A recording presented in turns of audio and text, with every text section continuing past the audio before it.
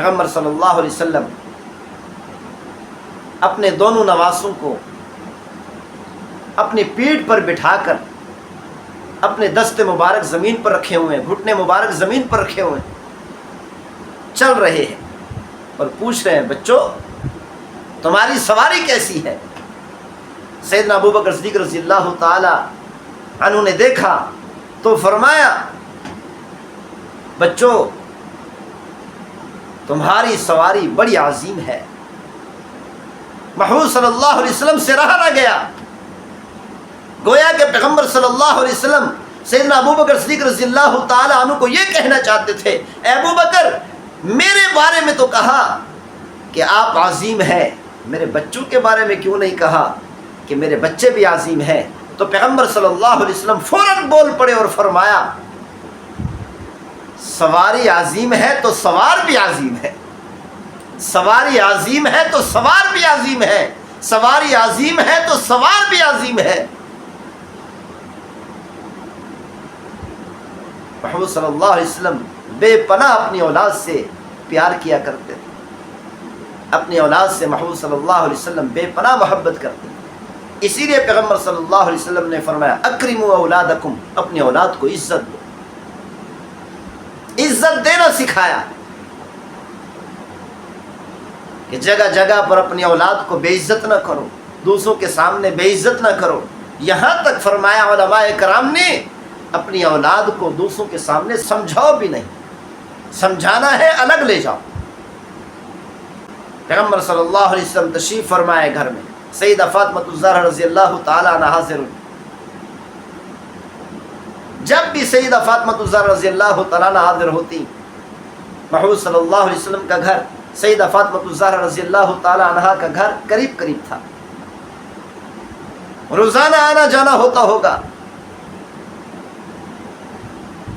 پیغمبر صلی اللہ علیہ وسلم جب دیکھتے میری صاحبزادی فاطمہ دروازے پر ہے، محمود صلی اللہ علیہ وسلم جلدی سے اپنی جگہ سے اٹھتے اور جا کر دروازے پر اپنی بیٹی کا استقبال کرتے، اپنی بیٹی کا ہاتھ پکڑ کر بوسہ دیتے اور اپنی بیٹی کے ہاتھ پکڑ کر لے آتے اور اپنی جگہ پر بٹھاتے تھے۔ اس وقت تک محمود صلی اللہ علیہ وسلم نہیں بیٹھتے تھے جب تک اپنی صاحبزادی کو نہیں بٹھاتے۔ اس طرح پیغمبر صلی اللہ علیہ وسلم اپنی اولاد کو عزت دیتے تھے۔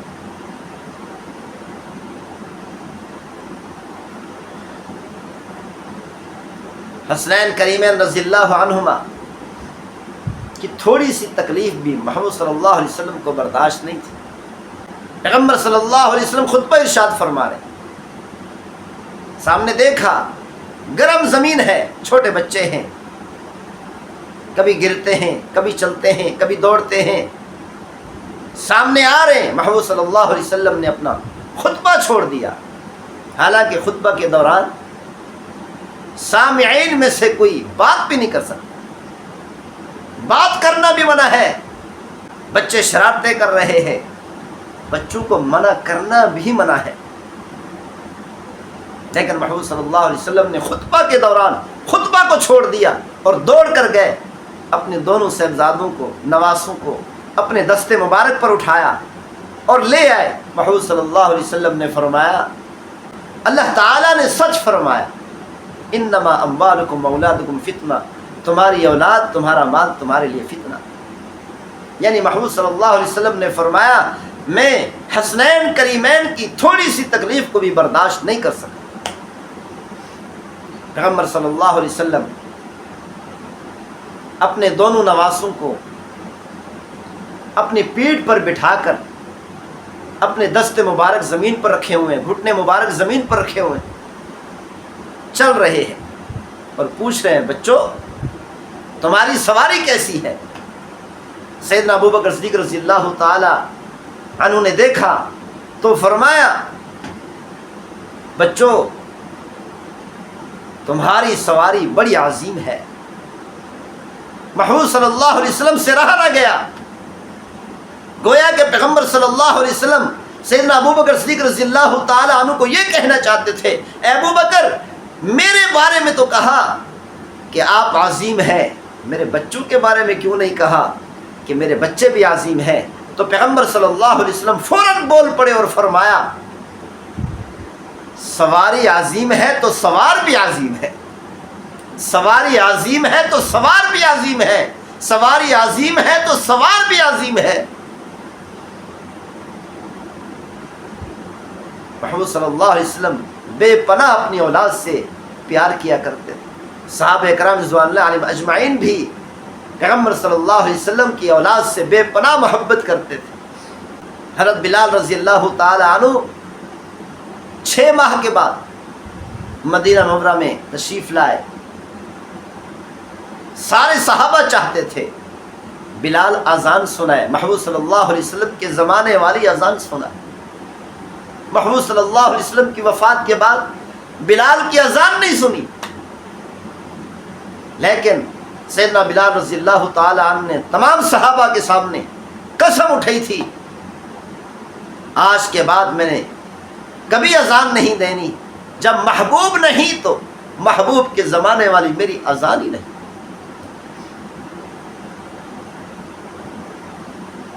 لیکن صحابہ اکرام نے حسنین کریمین سے کہا نا کہ چھوٹی عمر کے بچے تھے، حسنین کریمین سے کہا کہ جاؤ بلال سے کہو ہمیں محبوب صلی اللہ علیہ وسلم کے زمانے والی اذان سنا دے۔ حسنین کریمین رضی اللہ عنہما حضرت بلال رضی اللہ تعالیٰ عنہ کے پاس گئے، چچا اذان سنا دیں، ایک درخواست ہے چچا، ایک درخواست ہے، محمود صلی اللہ علیہ وسلم والے ہمارے نانا کے زمانے والی اذان تو سنا دو۔ حضرت بلال رضی اللہ تعالیٰ عنہ کی آنکھوں سے آنسو آ گئے، فرمانے لگے آپ تو ہمارے شہزادے ہو، آپ تو ہمارے سر کا تاج ہو، آپ تو ہماری آنکھوں کا نور ہو، آپ درخواست کیوں کرتے ہو؟ آپ حکم کرے، بلال ضرور تعمیل کرے گا۔ بلال رضی اللہ تعالیٰ عنہ نے فرمایا میرے شہزادوں، میرے آنکھوں کا نور، میرے سر کے تاج،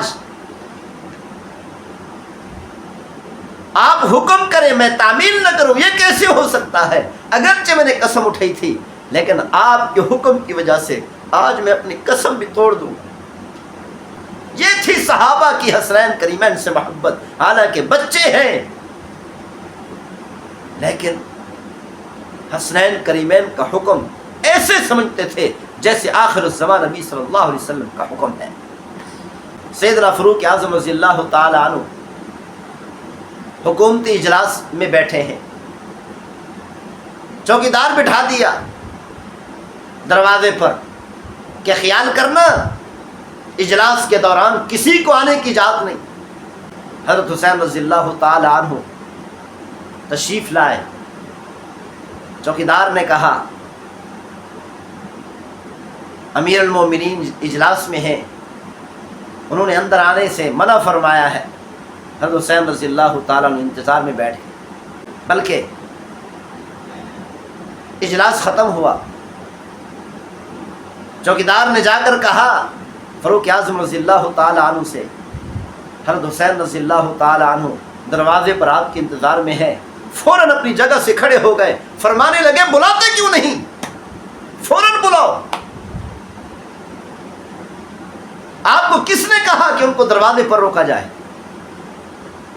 حسین رضی اللہ تعالیٰ عنہ اندر تشریف لائے، فاروق اعظم رضی اللہ تعالیٰ عنہ نے کھڑے ہو کر استقبال کیا، فرمایا ہمارے شہزادے، ہماری آنکھوں کا نور، ہمارے سر کے تاج، آپ کو کس نے کہا کہ آپ کو اندر آنے کی اجازت نہیں؟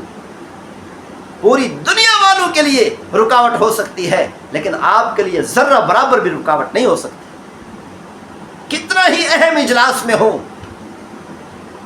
آپ اندر تشریف لے آیا کریں، آپ کو کسی قسم کی کوئی رکاوٹ نہیں۔ فاروق اعظم رضی اللہ تعالیٰ عنہ امیر المومنین ہونے کے باوجود، اتنی بڑی سلطنت کے بادشاہ ہونے کے باوجود، ایک نوجوان حسین رضی اللہ تعالیٰ عنہ چھوٹی عمر کے ہیں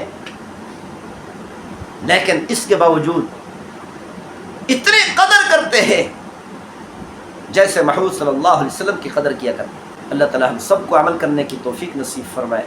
وما توفیقی الا باللہ۔ اللہ تعالیٰ قبول فرمائے.